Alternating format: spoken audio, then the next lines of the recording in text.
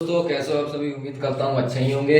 आज हम लोग क्लास 10th बोर्ड पेपर आने वाले टॉपिक्स पढ़ने वाले हैं, ठीक है, जो हर साल पेपर में आते ही है और 10-15 नंबर की जरूर आती है, ठीक है। तो हमने यहाँ पर श्रेणी बना दिया, समझ लीजिए, यहाँ क्रियाएं, परिभाषाएं, आयुपेशी नाम। बेटा बहुत सरल है और हर साल आती है, इसको आपको पढ़ ही के जानना है, ठीक है। इसको अगर आपने नहीं पढ़ा तो दिक्कत खा जाएंगे। चलिए देखते हैं अब क्रियाएं। तो इसमें पहले लिखा संयोजन। संयोजन क्रिया बहुत इंपॉर्टेंट है। इसका दूसरा नाम है योगात्मक अपक्रिया। इसका तीसरा नाम है, बता सकते हैं आप, संकलन अपक्रिया। कोई सी भी अगर आ जाए तो आपका आंसर क्या होगा, एक ही होगा, ठीक है। तो योगात्मक अपक्रिया पूछ लेता है लेकिन वही होता है, ठीक है। लिखा हुआ उदासीनीकरण अपक्रिया, मोस्ट इंपॉर्टेंट है भाई, ये हर साल आती है पेपर में, याद रखना बेटा, किसी ना किसी सेट में आएगा, कंफर्म है। इसको आप अच्छे से पढ़ लीजिएगा, ठीक है।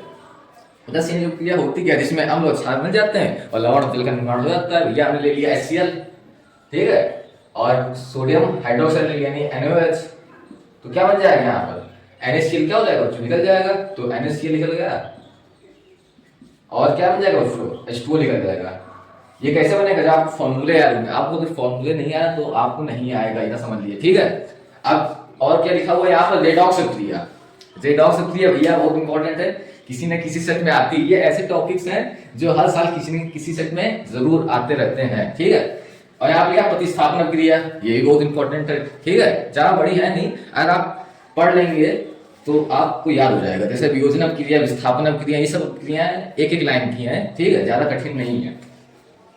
लिखा है स्थिरीकरण अपक्रिया, भैया बहुत इंपॉर्टेंट है, 2022 तक तो आई है, इसके आगे नहीं है, लेकिन आप पढ़ के जाइएगा इसको, ठीक है। स्थिरीकरण बहुत सरल, जैसे अम्ल और क्षार की जब अपक्रिया कराते हैं तो लवण जल बनता है, क्या बनता है बच्चों, लवण और जल। वैसे ही इसमें एसिटिक अम्ल की अपक्रिया कराते हैं, किसके साथ, एथिल अल्कोहल के साथ। किसके साथ बच्चों, हमने ले लिया एसिटिक अम्ल CH3COOH प्लस एथिल अल्कोहल यानी C2H5OH, ठीक है बच्चों।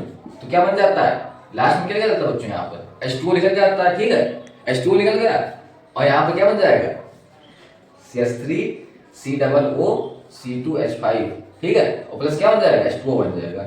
ये क्या है बच्चों, एथिल एसीटेट। ये C2H5 क्या बोलते हैं, एथिल। CH3COO क्या बोलते हैं, एसीटेट, ठीक है। अब इसके आगे पढ़ते हैं परिभाषाएं, ये भी बहुत इंपॉर्टेंट है। जैसे पहला लिखा हुआ है अम्ल और क्षार, बहुत सरल है, क्या कठिन है, अच्छा बताइए। इसमें अम्ल क्या होते हैं, जो स्वाद में क्या होते हैं बच्चों, खट्टे होते हैं। जो स्वाद में क्या होते हैं, खट्टे होते हैं। और जो जलीय विलयन में क्या देते हैं, H+ देते हैं, उसको क्या बोलते हैं, अम्ल बोलते हैं। वो छोटी छोटी लाइन की हैं। क्षार क्या होता है, जो स्वाद में क्या होते हैं, कसैले होते हैं, कड़वे होते हैं, उसको क्या बोलते हैं, क्षार बोलते हैं। जो जलीय विलयन में क्या देते हैं, OH- देते हैं। और आपसे पूछ सकता है जैसे NaOH क्या है बताइए, क्षार है कि अम्ल है, तो आप क्या बताओगे, क्षार है, क्योंकि जलीय विलयन में क्या देता है बच्चों, OH- देता है, नहीं देगा, Na+ देता है और OH-, तभी तो बनता है NaOH। चलिए, संचारण बहुत इंपॉर्टेंट है, हर साल आता है बेटा, ठीक है। ये ऐसे टॉपिक्स हैं जो मतलब आते ही पेपर में, इसको आपको पढ़ ही जाना है। संचारण देखिए कितना इंपॉर्टेंट है, बहुत सरल है, कठिन है ही नहीं। विकृत गंधिता कठिन है ही नहीं, ये सब अगर आपने देख लिया, पढ़ लिया तो आपको आसानी से याद हो जाएंगे, ठीक है।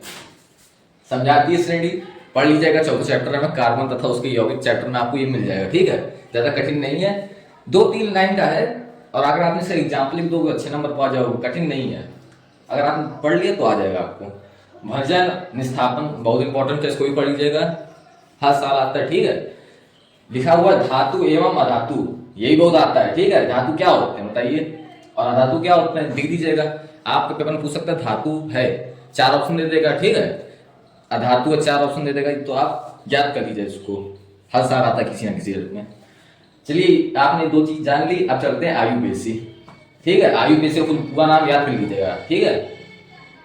पहला लिखा हुआ है HCHO, अगर आपने नहीं पढ़ा आयुपेशी तो पढ़ लीजिएगा, ये लास्ट में जिसके ये जुड़ता है CHO COOH, इसमें जुड़ता है, इसे आपको पढ़ना है, ठीक है, पढ़ लेना, नंबर सही आ जाएंगे। लिखा है HCHO, ये क्या बच्चों, फॉर्मल्डिहाइड। इसका आयुपेशी नाम क्या हो जाएगा बताइए, यहाँ पर कार्बन कितने, एक है ना, कितने, एक, और लास्ट में क्या जुड़ा है, CHO, यानी लास्ट में जुड़ता है ना CHO, तो क्या बोलते हैं, अल, तो मेथ प्लस अल यानी मेथेनल, इसका नाम आयुपेशी नाम क्या हो जाएगा, मेथेनल, ठीक।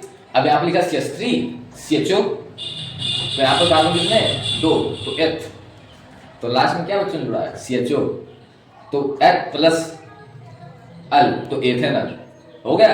अब यहाँ पे लिखा CH3COOH, तो ये कौन सा समूह है? COOH, कार्बोक्सिलिक अम्ल है।